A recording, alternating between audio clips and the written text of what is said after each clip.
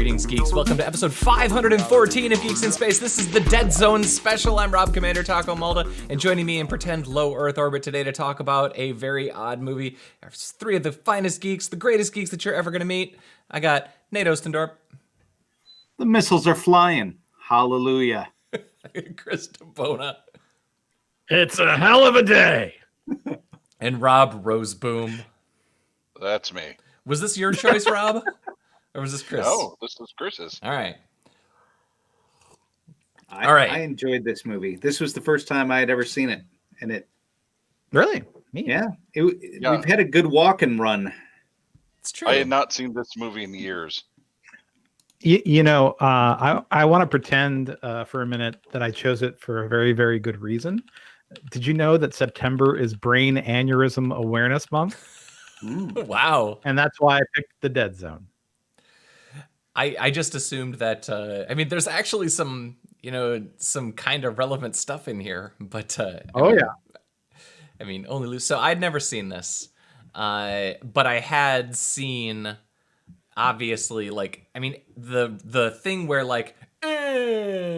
somebody does the Christopher Walken thing where they see you and then see the image. That's been parodied a million times. Yeah. Have you read the book though? No. Yes. Okay.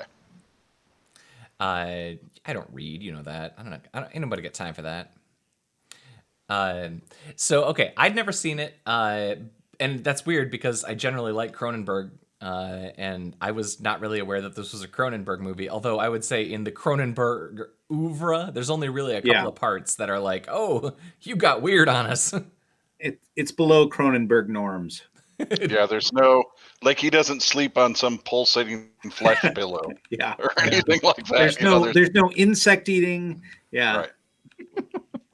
Right. Michael Kamen too, man. Yeah. No, this they had some real stuff going on in this thing for sure. This logo, yeah. Yeah. The only thing I said in this is, and a million art students cried out, "Whoa, negative space." That's all, And then someone started talking about the FedEx logo. Oh, like the arrow? Mm-hmm. Yeah, for sure. Once you Did see you the ever arrow, notice? Yeah, sure. Thanks, person who's seen everything. So, here's the thing for me. I love this quote where he's like, we're going to read Sleepy Hollow. It's about, a teacher gets chased by a headless demon and he kind of smiles and laughs about it, Perfect Christopher Walken. Yeah. I love Christopher Walken for that, but I have to be honest. I think he shines best as a character actor, really. You look at his characters in Pulp Fiction, Things to Do in Denver When You're Dead, King of New York. He plays a kooky, weird guy probably better than anyone who's ever lived. Some real iconic characters, but when he's trying to play a straight man like this, it's kind of hard for me sometimes, For sure. He's talking about him being decapitated jokingly with elementary and high school students. Yeah. I did like that, he's teaching the kids Poe and stuff, though, and that's nice. That's cool. Yeah, it's his thing, He's always teaching Poe, and I'm like, All right. Okay. Cool. So shortly after this, he's on a roller coaster. You remember with his girlfriend Brooke Adams, and I looked up which roller coaster it is. All right. It's at an Ontario Wonderland, and it's called the Mighty Canadian Mindbuster. Okay, and I thought, wait, they probably chose that because Mindbuster sounds like Mindbuster. You think? And what is he? But he's busting out of his mind, So I think that I just thought it was a nice thing that I found out. It could be. It could be. All right. I have a quote here. Let's see if I got the timing right. Johnny, wait.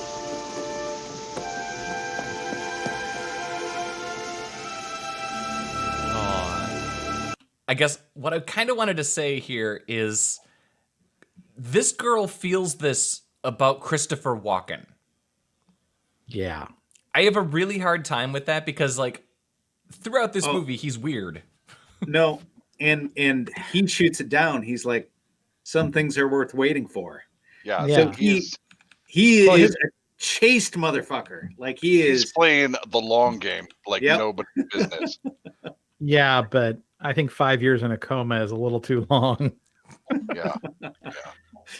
So Okay.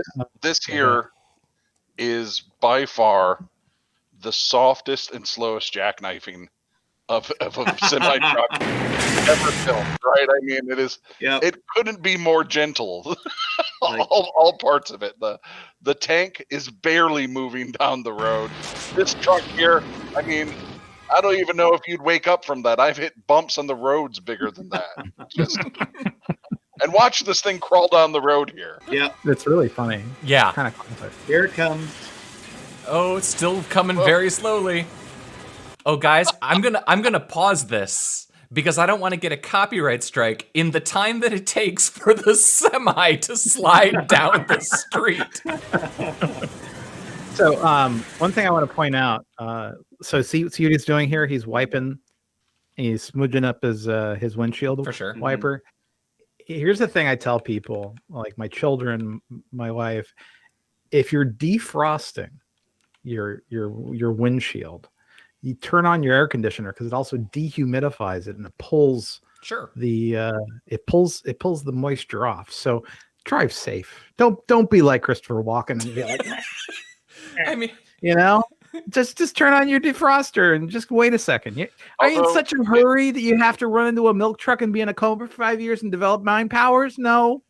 In retrospect, it's probably pretty good that he did, because otherwise this is just the lamest romance story ever, right? Where yeah. she keeps trying to convince him to come inside and he keeps saying no. I mean, Okay. Plus, to be fair, I think this might be the first time that he's ever been in a car, because I would assume that Christopher would be walking everywhere. Oh, whoa. Oh. Okay, the thing I wanted to say is, okay, so he hit the truck hard enough, and these are not like tin cans. These are thick container trucks, right? So it's usually 4 really big vessels where you can have different kinds of milk or different kinds of whatever in them. And to hit it hard enough to smash it like that VW Bug would be a pancake. Oh yeah. Yep. So I find myself doubting. But again, it was sliding over the hill so slowly an hour. that you would get a copyright strike were you to show the entire shot. and also all the lights still worked, even though it was detached from the electrical good system. I mean, so there you go. I'm done with this movie now. Ruined. And their understanding of Jake breaks is completely inferior. I maybe we should just stop now and watch the Mandalorian trailer. Right, let's watch the Mandalorian trailer on a loop. Yeah, why not? I got until 9 o'clock. I could probably watch that about 12 times. It's kind of great. Okay, the only thing I said here is, so Brooke Adams has this really long monologue over her, comatose boyfriend here. She's so sad, and I'm just like, she's just acting. This is acting.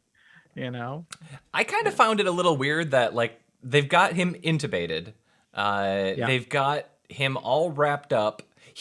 So I don't know how long it takes you to get to this point in an ER, but he's probably out of the ER. He's in a hospital room. He's able to get a guest to check in, and he is literally still covered in blood on his face. Nobody washclothed him, and he's taking guests. Well, no, you'd imagine that blood would come as an after effect of the surgical procedure, right? I would say his face also looks somewhat dirty. It does look like, it could be bruised, I guess, but he looks like he needs a good wiping. I agree. Well, they get a little closer. They go between acting and walking. There's a lot of injured walking. We're at the Wyzek clinic. And I just wanted to share that I really like that when this guy introduces himself. My name's Wyzek. I'm Dr. Sam Wyzek. I love the idea that you're going to go to the Wyzek clinic and you're going to get Wyzek. If you go to the Wyzek clinic, you want Wyzek. I'm just saying. Mm-hmm. Yeah. I mean, you're probably going to get Nurse Ratched. You're not going to get Wyzek. He greets all the multi-year coma patients that way. It's just his signature. That's true. I guess this would be a big deal. I do. I cannot think of this actor in anything but Inspector Dreyfus from the Pink Panther. Sure. So Yeah, he was great. And if you think about it, the Pink Panther probably put a lot of people into comas. You know? All right. Let's see where we're going. Oh, and the super religious mother and the long-suffering father. mhm. They made me very angry. Why? I don't know. They just... Cleaves now unto another man a husband. She cleaves now into another man, a husband. That's a great line. Right? Yep. Yeah. Tells you everything you need to know about that lady, right? Totally. Like it is really efficient at telling you what that whole situation is. You know, if you look at this generation of Stephen King books, though, there was always like the super religious mother or figure. Like in The Mist, you had Mrs. Carmody. I mean, you've always got like these like almost gothic, Well, in there. Carrie's mom is super religious. Carrie's mom. I mean, yeah. So for sure, it's an archetype in all of his earlier books. Yeah.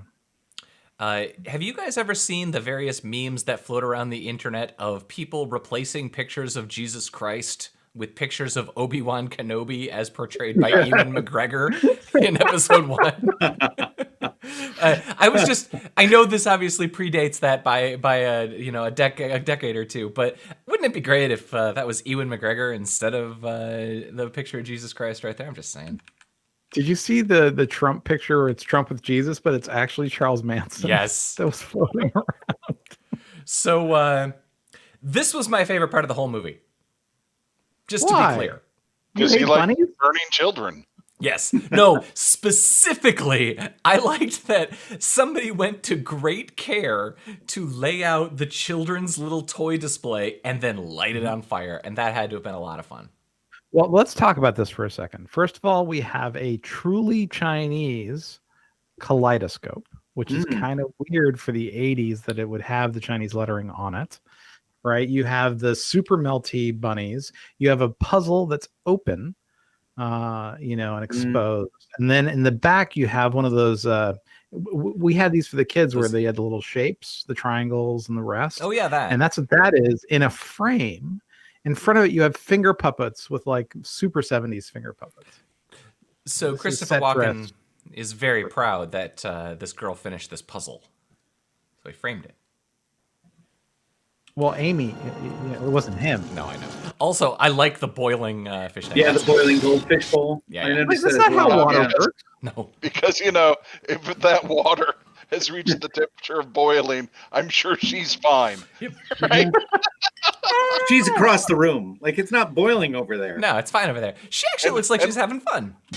And let's be clear, that fish tank isn't just bubbling. That is a rolling boil, right? Like Yeah, it is the fish should not be golden at this point. It should be gray. Yeah. All right, so now is the part where I want to start asking some questions because I am a bit unclear on the specific nature of the Christopher Walken power. Okay.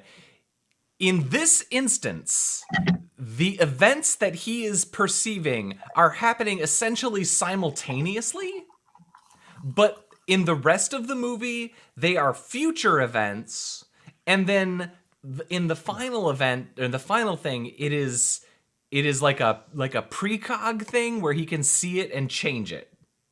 Yeah, I think you are assuming a short distance for the nurse to get home. It could be that she has an hour and a half commute. All right. And I have to tell you, this is significantly in the future. I'd like to speak on behalf of the defense of Christopher Walken's abilities. It's clear he's seeing the future because she has time to both get home, collect her child, and the rest of the house burns down, and her child isn't a big floating corpse. I do want to point out something about the nurse, though. She didn't save the damn fish. Oh. That fish cooked. And it's like, dude, you spent all the time on the exploding fish bowl and you didn't save the fish? What kind of inhumane person is that nurse? a fish hater. I mean, I ate fish for dinner, so I guess I'm a fish hater too. What kind of fish? It was salmon. It's pretty good. Yeah, so in the book, it isn't. It's just he needs to touch someone or an object that they had, and it isn't just like seeing the future. It is basically whatever you're thinking about or whatever thing you need answered is the information he gets. Oh, I see. So Because it's as you see, this one goes in the past, yeah. right? It's seen something that happened to the Doctor in the past and letting him know that his mother survived, right? He isn't seeing what happened to his mother afterwards. Well, no, he does though, because he says that she's still alive. She's living in Right, but this California. specific scene shows what happened in the past. So he sees what happened in the past as well. It isn't just precognition. Yeah, so I was looking for other movies filmed in Ontario in the early 80s with a World War II scene, because I couldn't believe they did this whole Michigas just for this little snippet of the film. It's a lot. Good point. So I was trying to track it down. I was unsuccessful in tracking down another movie like this, but I bet you it's out there. Totally. This, it would not make sense. They have horses. They have tanks. They have outfits and helmets. And there's no one who you see in the movie in this scene. Like, yeah, you just have a bunch of extra. It could have been Magneto. All right. This could have been like the Magneto storyline lead-in from X-Men. Okay, so let me make sure. I just want to make sure that I got the powers thing. Okay. It's not what you're thinking about, because Martin Sheen is not thinking about, the future where he nukes the universe.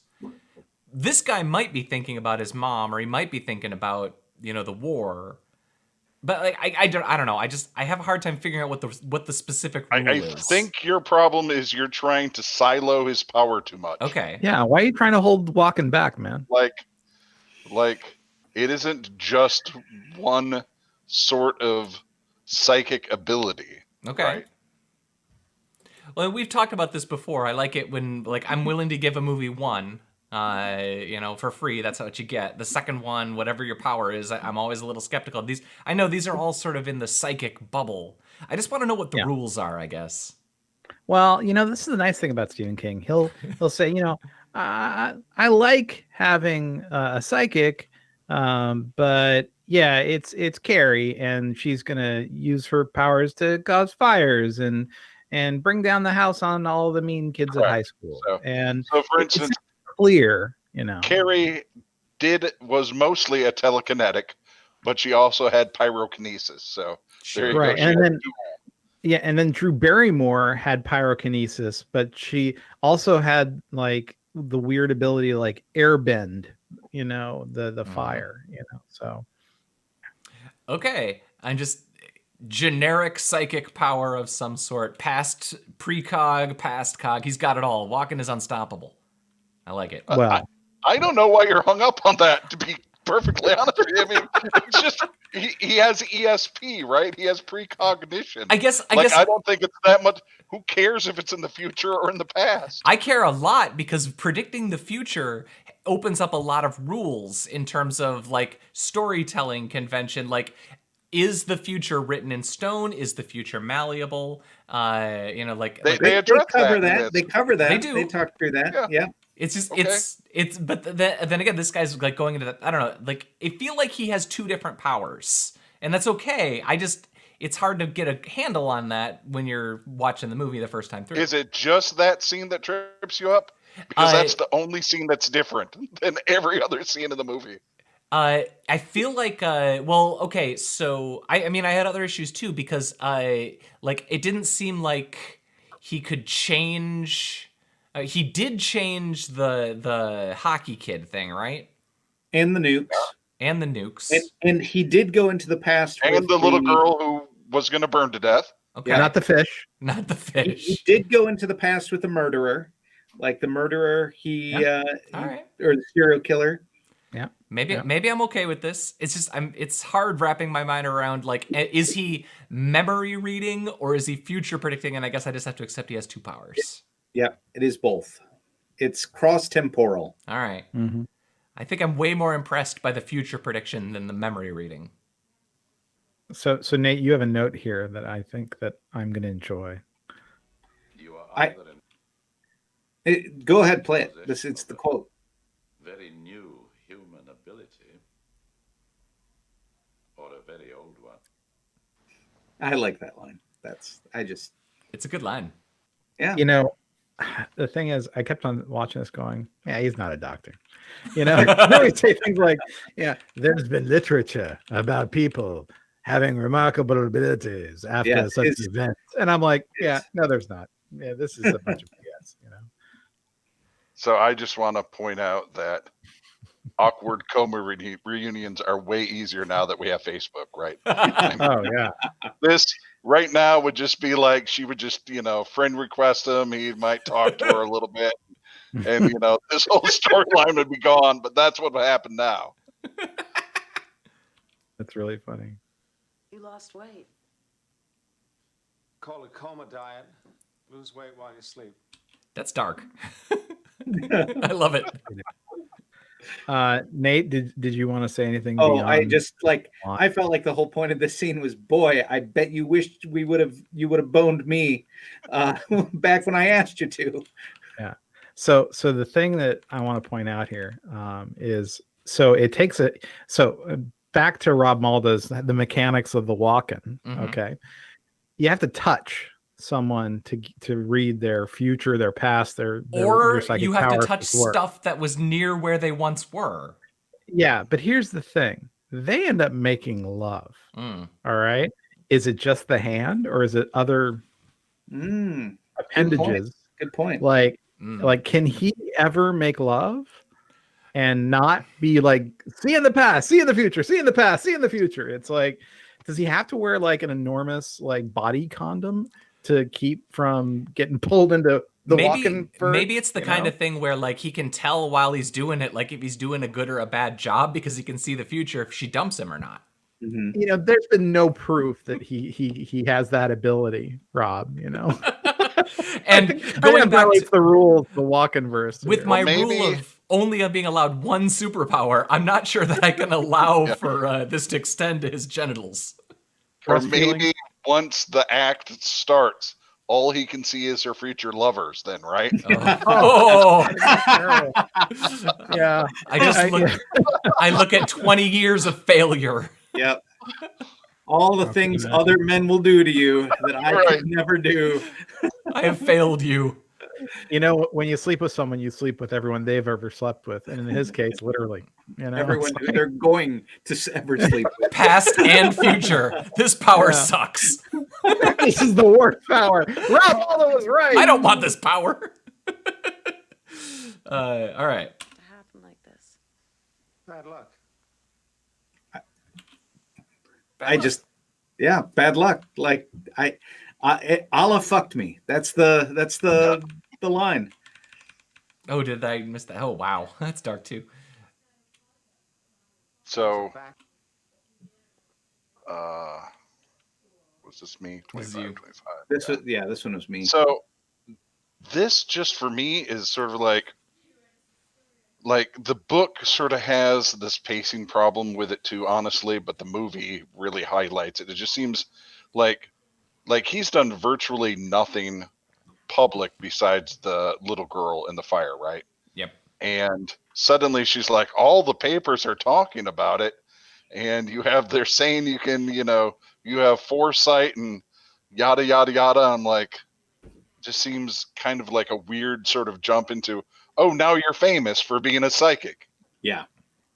I think old movies have that as like a kind of a trope, which is interesting because that actually has become reality for us now, right? Like if you are, for example, a Captain America and end up accidentally posting your genitals onto the internet, then everybody has seen your genitals, 6 hours later. Have you been following, man? Didn't Chris Evans? This happened today, yeah. Yeah, that happened this weekend, I think. Yeah, Chris Evans got his junk on the Chris internet. Evans accidentally posted a dick pic, and then said his follow-up was great. It was, well, now that I've got your attention, go register to vote. That was great. Making lemonade. Yeah. But yeah, I mean, but like in this era, like okay, you can maybe do radio that fast, but TV you're waiting for the nightly news. Most people are waiting for weekly print, and this is a national, like this is an Enquirer kind of story, you know, like this is a tabloid Exactly, story. yeah. This doesn't become national news. Bachelor, and in nobody's debt. Nobody troubled their head about him anymore. I just like that quote again, along with the bad luck. It's just like, yep, you weren't married, you weren't in anyone's debt. The size of this press conference, like, you know, having been kind of barely exposed to how media works, nobody shows up with this many people unless someone's making money. Like, this is not, you know, this is not a normal sized press conference. Also in the book, this whole scene is a bigger deal.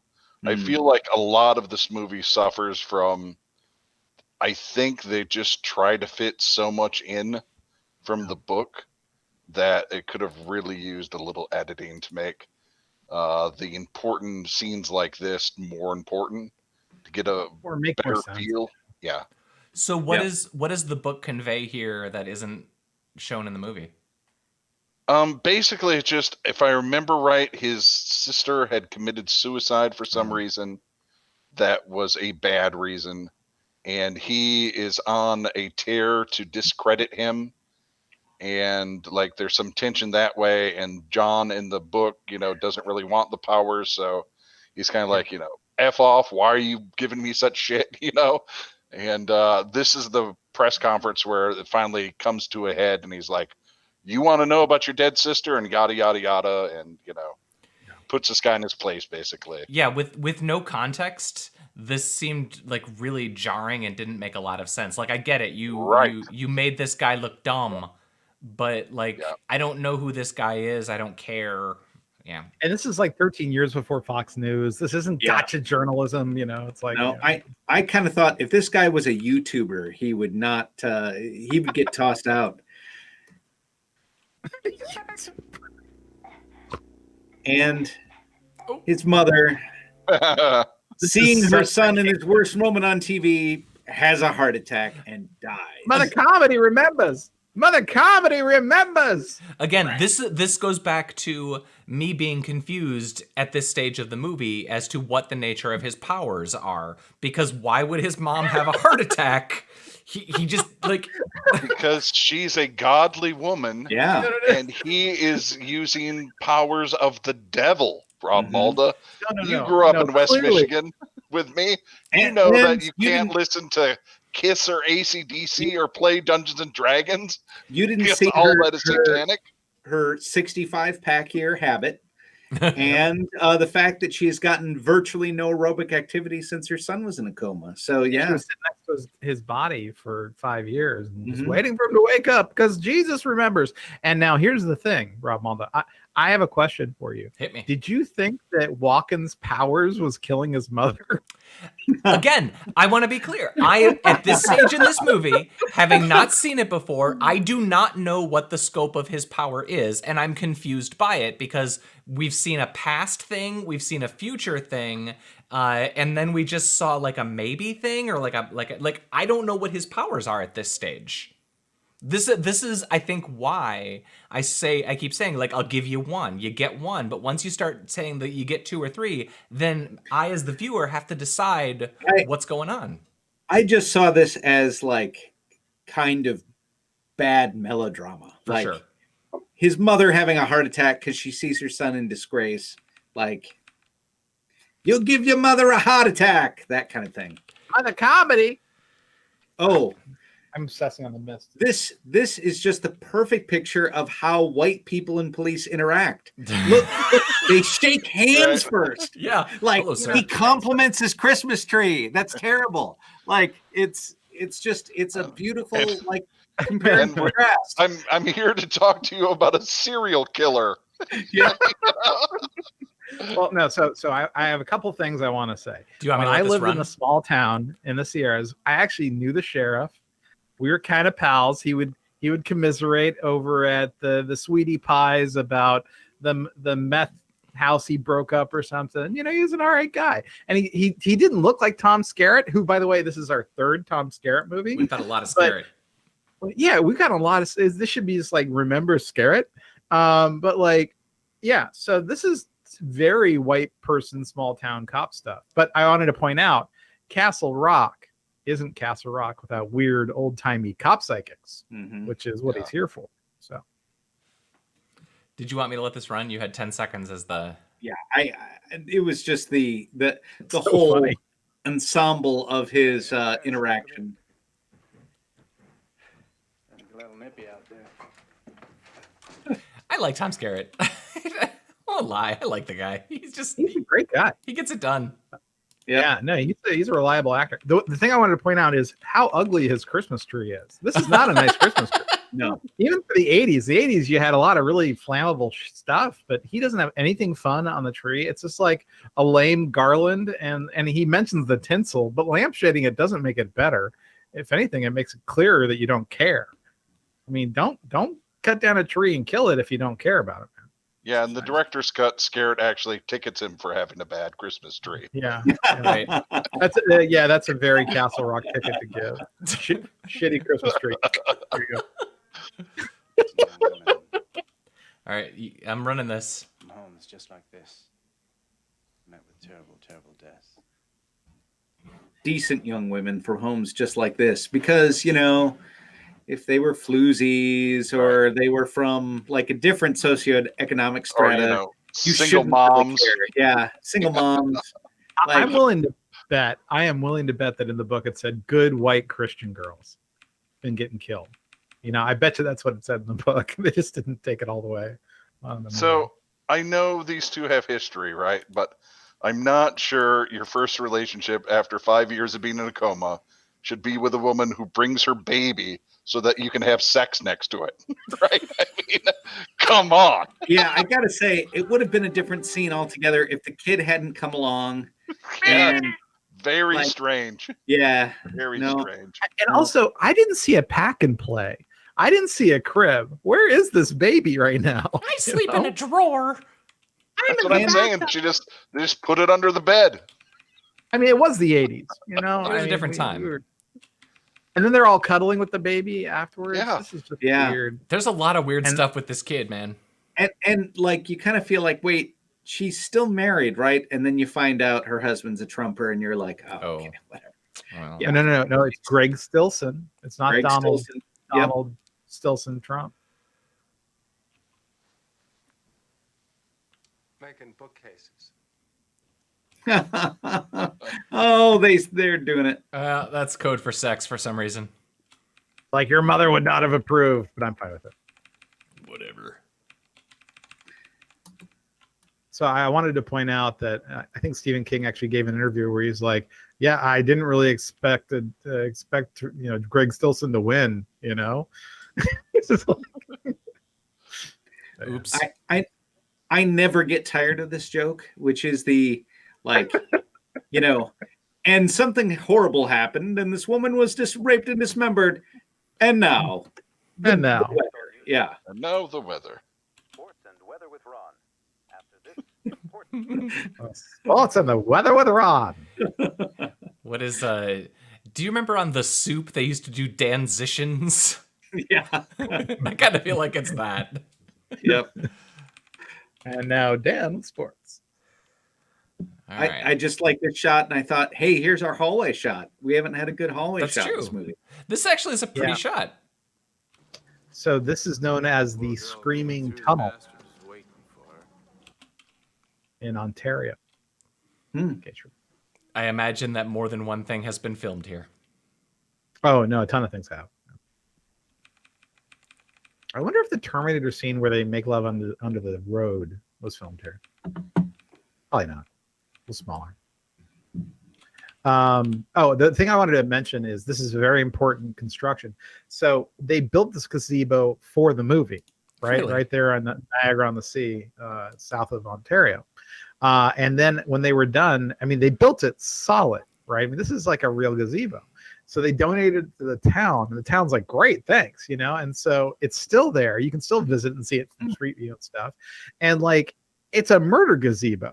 You know, it's like, do you think that like the local kids are like, hey, let's go to the meet you at the murder gazebo, you know, where Christopher Walken had a seizure, you know, Dude, or whatever. This movie is 40 years old. Those kids don't know this. Oh, now they do guarantee you because they of go there. YouTube. Mm. I mean, come on, you guys have that weird asylum, you know? Yeah, Bunch of melon people. heads. Yeah, melon heads. There you go. Do you know that a cucumber is a kind of melon? Yes. Squash Just too. scene. So for me, this is the part of the movie that I remembered yet. Because for me, this ranks right up there with the curb stomping scene in American History X. Ooh. For like, I look at this and it gives me the willies. Although, from an anatomical standpoint, this is a terrible way to try to kill yourself. There's absolutely nothing that you could hit that would kill you of doing this. Like, you're just putting the bottom blade in your soft palate. The top one maybe gets into the front part of your brain, and you lobotomize yourself at worst. No, but like it's one of those ones where there's no gore. Like it's just like, yep, that's what's going on. I just want to point out a TikTok thing. So on TikTok, there's a series of TikToks where the kids basically grab themselves by the head and they knock it down, and when they come back, it's something funny has happened, like they've changed clothes or whatever, or their body goes flying over, and it's just a mannequin. It doesn't matter. It's very funny, but I cannot see them without thinking of this guy going, yeah, you know, and I'm like, no. So it's a creepy shot. But you know, I'm sure Oracle running TikTok is going to make it super better. Allison's a huge fan. For me, in this movie and even in the book a little bit, but particularly in this movie, this seems like it should be the climax to me. Like the whole next part of the movie that happens seems like it's a completely different movie. No, or sequel or something, right? that should be second season. Well, that's why they had it. Yeah, you know, where it was like the Adventures of Christopher Walken's replacement. You know, I didn't like that part. I know that's controversial. I didn't like it. Which one? The TV show? No, the fact that I had to see a man like eat scissors and bleed all over a bathtub. I didn't like it. And then and then the mother comes out and like, we missed the scene. I meant to put it in there. So there's this great scene where he goes, you knew, right? And it's like that is the scene that stuck with me for years. Like, you know, the don't come in the house. It's the mother or whatever. And then she grabs him and he touches her hand and he goes, you knew. And it's very Walken. And I'm just like, man, it also feels very Stephen King, like the very Stephen King. Melodramatic. Yeah. Well, it's another reoccurring character, the overprotective mother who's taking care of a monster. Yeah. A monster. Okay, I guess I'm letting this run for a bit. So which one's this one? Listen, in the last few months, I've done some research into the area of psychic phenomena. Not a doctor. Cases such as yours have been documented. I was surprised to discover. You're gonna get a copyright strike. That was 15 seconds. Did I get what you wanted? Yeah. No, I mean it was that monologue. I just like what that sounded like is, you know, if I were making mixes again back in the 90s and early 2000s. Right, totally. You know, now listen. And now we change channels because now Martin Sheen is part of the show. Yeah, now he's the bad guy and not the serial killer. Yeah. You're right. You could restructure this, but I guess a serial killer isn't as interesting as, global thermonuclear war. Shall we play a game? Sure. Can I just point out this is 4 years after his Apocalypse Now heart attack, right? And he's looking, well fed, calm. I think this is Sheen at his healthiest, post Brando. I mean, didn't he get to go back to the 40s and then come back in between there? I think so. Yeah. So, I mean, he's lived a lifetime in between these incidents. What I really wanted to see if Martin Sheen was ever on Cameo, trying to get him to do this scene in a replica of the West Wing. So it could be Bartlett instead of Stilton. Yep, saying these lines. My hometown, my opponent went down to the ghetto. Roger, believe it or not, he was actually handing out dollar bills to them black people down there trying to buy votes. I heard about it, and I went down and I said, all right, you folks take that money, put it in your pocket, keep it, then go back and get some more if you can, because times is rough. Man, that guy is not a... I don't think that... Again, controversial. I don't think that this guy would make a good leader. Nope. All right. Turns out you're right. Cool. Wonder how he'd handle COVID. Oh, well, I think we know that, Sonny, I mean, Michael Cohen, his fixer, is not much better. My God, what a glorious day. And that's what I want as my wake-up sound in the morning. What a glorious day. I uploaded it. God. Yeah, I saw you uploaded put it for me. That's the chance for you. Because, Oh, this kid.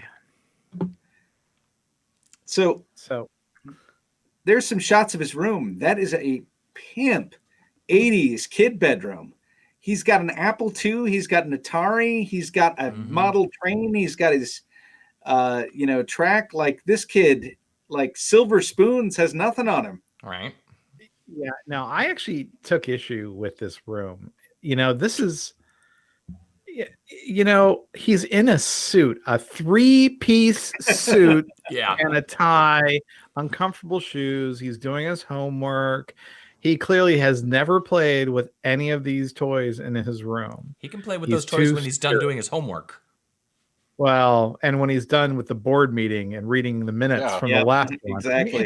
Because without order, there's chaos. Child. It's important. He's treasurer. What do you think? Look at the race car on the bed box there at the end of the bed. I mean, this kid I'm not convinced he's alive. And not an errant sock to be seen. No. Right? Yeah. I mean, Well, people the help for that. takes care of that.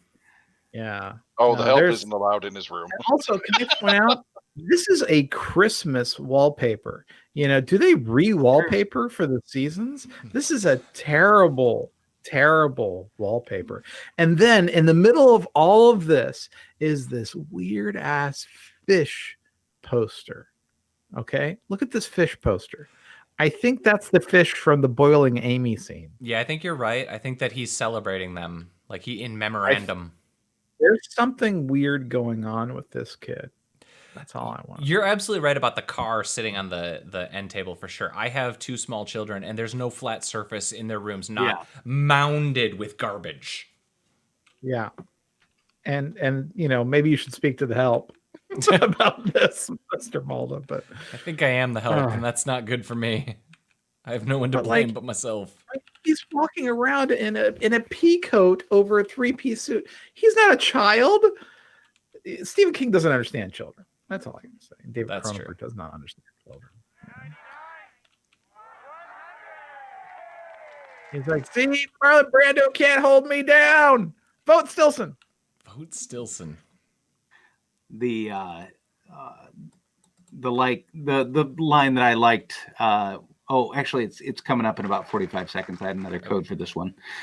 This one was, I was kind of like, look, he's just done his job. Now does he have to hang out and watch TV with you too? Like, was that part of the teaching contract? I'm buying a friend. I don't know. I feel like I have jokes. I can't make them. I was gonna say, why is Rob here?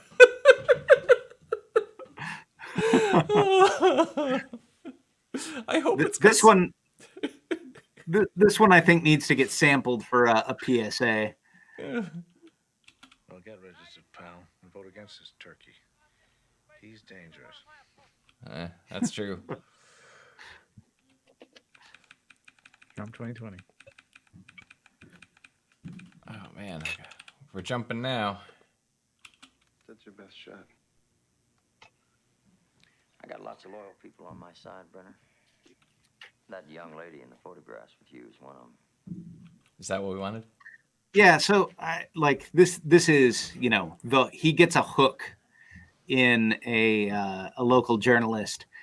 This scene, I understand we're sort of establishing that this dude's bad, okay, and therefore worthy to be murdered potentially, but otherwise has nothing to do with the rest of the movie. That was my only kind of comment here.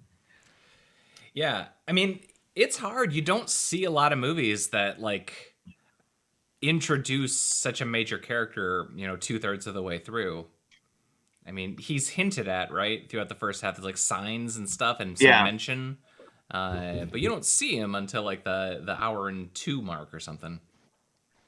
The thing that kind of drove me crazy about this is, I actually wrote for a really small paper in Virginia in the 80s.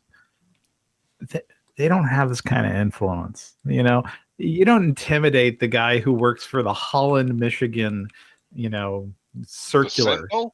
The Sentinel. Yeah, I mean, it doesn't have power. You mean Jerry? No one cares what they say. So I don't think you've read enough editorials in the Sentinel. That's all I'm saying. So we have the Palo Alto Daily News and the Palo Alto Online, and they have an editorial section. And I have to tell you, I'm shocked when they get periods and commas correct. I mean, it's not good. Yeah. So this actually took me a second, and this again goes back to, I feel like, the stilted filmmaking, editing and whatever, but like the fact that she's coming back now with this guy and we're inserting him into this new weird plot, like they needed 60 seconds of Martin Sheen to establish the relationship between them all, like 2 times, like once in the first and once in the second act or something. I don't know. Yeah, I kind of feel like they tried to put too many of the big scenes from the book into this movie, and adding more just means you don't get to polish as much, right? Yeah. So, yeah, it's storytelling beats. They skipped beats. Also, I have to say, this was during Stephen King's drunk period, where he didn't remember writing Christine, so I'm like, some of this is just, he was hopped up on goofballs while doing all the writing and on the script. So, he's like, I remember this scene. This scene's really good. We should totally do it, man. Yeah. And it's okay. The actors are passable. I mean, not the blonde guy. He's a wilted flower, but like, Brooke Adams, she's like, I'm going to sell it. I'm going to act. I think Rob nailed it. I think that the way that you have to fix this movie is, I feel like you need like 1 or 2 scenes connecting him to the politician earlier, and you need to figure out the serial killer. You got to pick a bad guy, and you got to either amp one up or tone the other one down and overlay them somehow, or connect them in some way. Or have the serial killer work for Stilson. And be the husband of Brooke Adams. Totally. Oh man, that would have been dark. So Sonny, the fixer guy, the Michael Cohen for Stilson, should be Brooke Adams' husband, right? Yeah. That thing, and a serial killer. If you want to keep that storyline around, sure, okay. Oh no, Stilson's the serial killer. It's perfect. Oh, but then, although this scene does make it so that you care less that they're not together because she has such shit judgment because this guy is terrible, right? So you're like, oh, dude, you may have ran into a milk truck, but you dodged a bullet, my friend.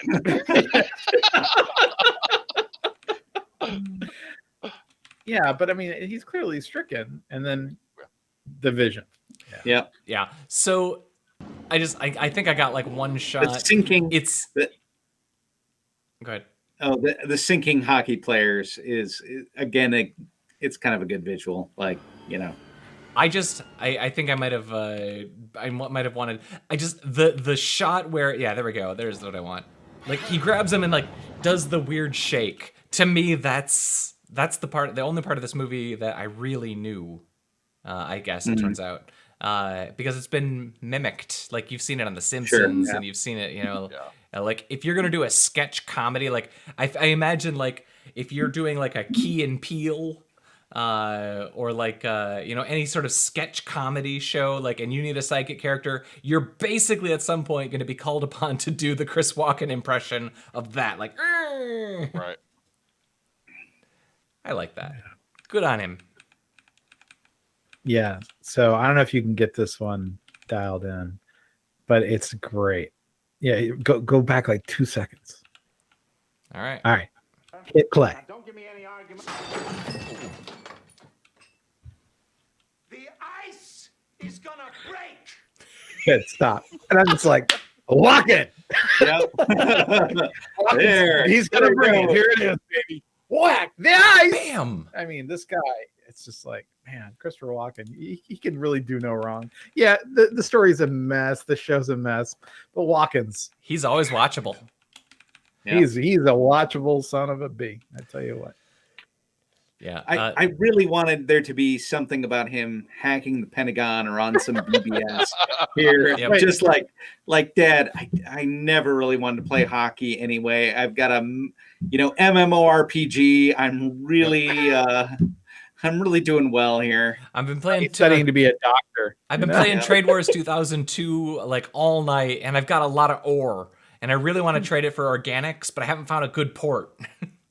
And I just got some new Art Blakey vinyl, and oh man, this kid's so cool. Well, wait a second. Wait. Rob, aren't you going to play the sound clip? Oh, what sound do I need to play? He's journaling. He's Doogie Housering. Thank you. There we go.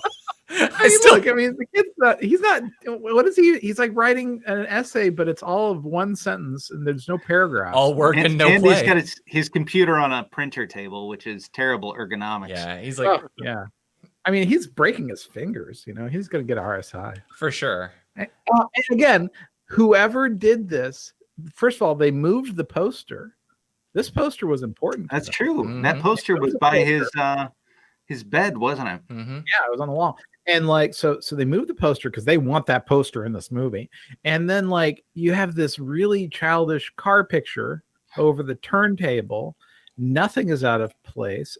And I mean, and he has an abacus. Why does he have an abacus? Math. Because there was when never you're a time where abacuses in the 80s were a thing. If Christopher Walken's into your room to teach you about Edgar Allan Poe, the first thing you do is take out your abacus. Sure. Okay. And you put your Rubik's Cube on your 5 1/4 disk drive. Oh, look at that. Yeah. This is the most 80s room ever. Mm-hmm. I think that's actually the Apple II manual behind the boombox. But he has a boombox and he has a stereo. Oh, Why does he have both? It's true. You break out your absinthe, tapes. And then you talk about everyone you know who's died of consumption, right? He's got an original joystick. I mean, you don't see those things. I don't know. Why does he have all these things? All right. It's baffling. I got to find this poster. I thought you called it off. Well, that was just to give it to him. So, we going or not? I don't know why I had this note put down. I had notes there, and I don't remember what I wanted to say. So never mind. I just mostly wanted to talk about the Apple II, but we talked about that in the previous shot. Also, I kind of feel like we don't have enough opportunities for politicians to show up with, small marching bands. Dude, I was thinking the same thing. You don't see that very much anymore. It's a shame. COVID. Oh, and I was also thinking a lot about the economics of this guy having a food truck here.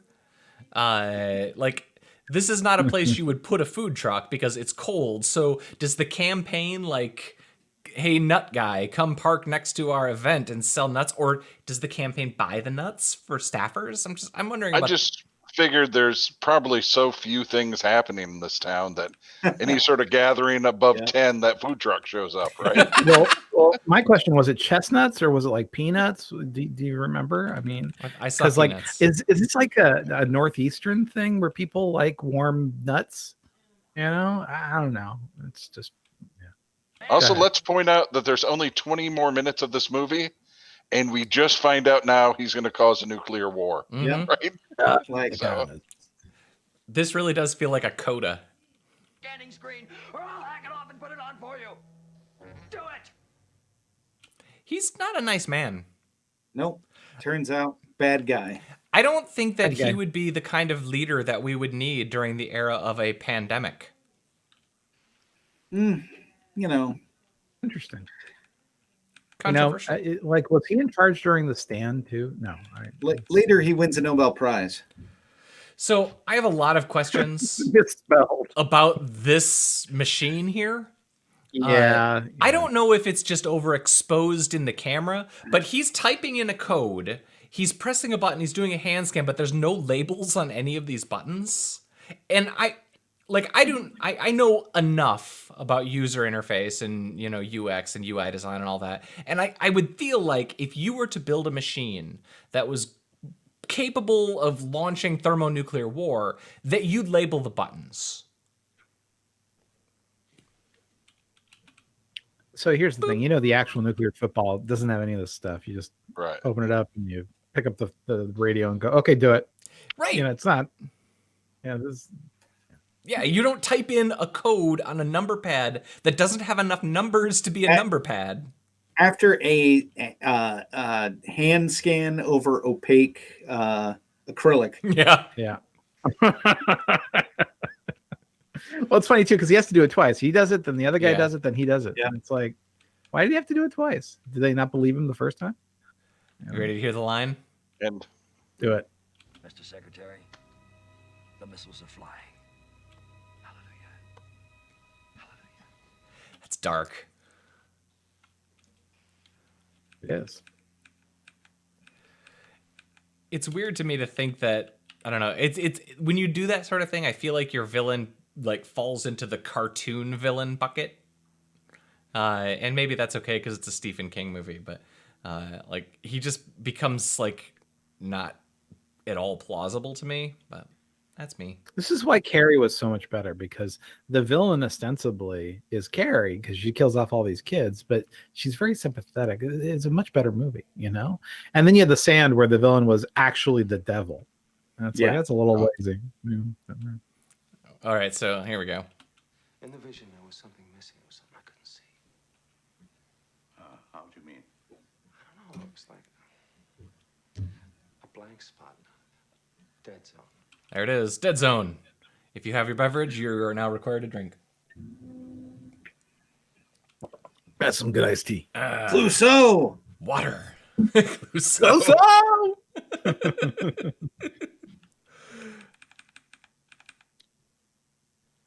So, first of all, Malda, you're doing a really wonderful job getting right to the cue marks today. I'm impressed. I got mid-season form. Yeah. Yeah. The one thing that you guys are all doing, which is really helpful, is you're keeping track of when it's your note. So when you get to the cue, you're starting. The one thing we need to do is like if I play it, I don't know what it is you're trying to tell me. So like tell me, like start talking, and that's when I know to stop. Okay. Yeah, just go ahead and hit play. This is. But to kill the son of a bitch. It's just, maybe a few seconds earlier, but it's fine. You got Dreyfus to say it's okay. You gotta kill him. You gotta kill Hitler. And it's just like, I love that about that man. He's not a good doctor, but he's a good time. But he did do research into psychic phenomena. So and has a firm position on whether or not you kill baby Hitler. It's nice to have somebody like do that. Like, no, I'll kill baby Hitler because I got to tell you guys, I'd kill baby Hitler.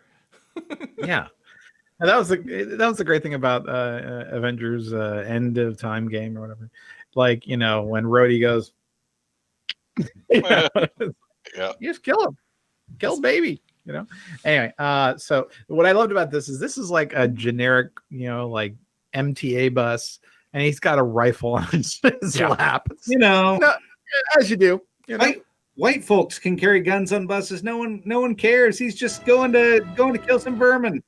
Yeah, and if he runs into his sheriff friend, sheriff's like, "Hey, nice gun." Hey, thanks, pal. Well, they did show the scene where he begins to unscrew the stock from the barrel So ostensibly, it's in 2 parts, so it's only 3.5 feet long, right? In sections instead of the full 5.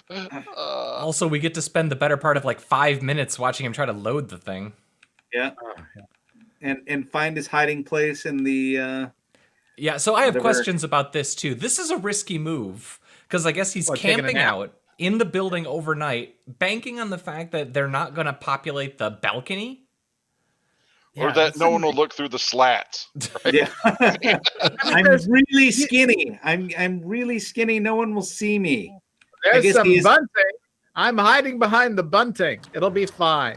I'm just going to load bullets for like a minute and a half because this movie is out of gas and it has to do a thing now that it just has to do. And everyone's wearing hard hats because I guess that's his thing. And I'm like, right. He represents the oil workers, the coal miners. The construction workers. He's a man of the people. Yeah, he's a man of the people. Because you saw him doing those push-ups after his heart attack in Vietnam, man. I mean, he's a man. He went to war for America. I thought he had bone spurs. Yeah. So this is such a good scene. Yeah. It's just like, oh yeah. You should play it for like 2 seconds. Because you know what.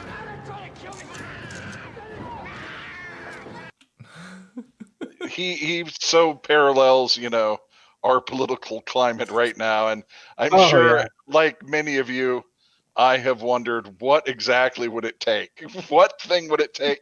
And I think that might be it. Right? Yeah, I think you don't shield yourself with a baby. I think if he picked up a baby and shielded himself from a would-be assassin with a baby, that would be the thing that would crack at least half of his followers. No, right? No. Oh, let me ask you though, what is the race of the baby? It's going to be a white baby, just like in this movie. Okay, Yeah. So if it's a white baby, then yeah, maybe. But if it's like a minority baby, they'd be like, no, that baby was a Democrat baby. The Democrat baby, you can tell. Anchor baby. Yeah. An anchor baby. It was a dreamer, I could tell. Yeah. So yeah, this movie it ends with the whole sequence with like the magazine cover. Look at the face. I'm so gross. I'm covered in blood and gore. I love the photograph guy, the camera. I don't know. I like this scene a lot. It's a great scene. It's a huge payoff that they did. Honestly, they didn't do any of the groundwork to really pay this off like it did, but man, it pays off. You know? Yeah, I think that's my major problem with it. Like the two storylines just needed to be woven a little better together, and I needed to care a little more about a few of these characters, or at least know a little better who they were. I don't know. Yeah, it's just, for me, it's just sort of a pacing issue, sort of. And the book is a little bit disjointed like this too, but I mean, the book has you can fill in the spaces, and it has time to fill in the spaces, right? So I think this movie would have been much better served if they just focused on maybe 2 or 3 of his psychic abilities and, you know, made everything a little bit smoother, because it does seem like 2 different movies tied together. Yeah. I guess this feels I don't know where this fits in the Stephen King oeuvre. I was kind of unimpressed by this. This feels very 80s movie to me. I know. The payoff's just too good for what it is, you know. And I enjoyed it. I've enjoyed this movie for years. Yeah, very very good lines. I think if they toned down the scissor scene, because that's a catharsis when you that feels like a third act climax moment, and so that I think that neuters the last half hour of the movie, and it's super gross and nasty. Probably so, but for me, that is the part. Being an aficionado of horrible scenes, right? Of just loving it, you know. That scissor scene is so gruesome. And he's such a dead-eyed murderer, you know. But the will to kill yourself that way, wow, amazing, dark, super dark. All So what's the next movie? Who's the next Is it picker? Is it Nate? Nate or It's Nate. I thought it was Roseboom. Nope, it's you. Oh, it's me. All You right, ready? I wasn't ready. No, I gotta think about it. I'll tell you guys after the episode. You're gonna leave Jake and Elon hanging until no. tomorrow. We'll announce it. We'll announce it tomorrow. Cool. Thanks, gentlemen. All right, guys. Let's say goodbye to the various geeks in low Earth orbit. Nate Ostendorp. Fare thee well. Rob Roseboom. See ya. Chris DeBona. Bye, everybody. Don't forget to kill baby Hitler. Don't forget to kill baby Hitler. Good advice. This has been episode 514 of Geeks in Space. I'm Rob Commander Taco Malda. We'll see you tomorrow with the news. And kill baby Hitler if you have the opportunity.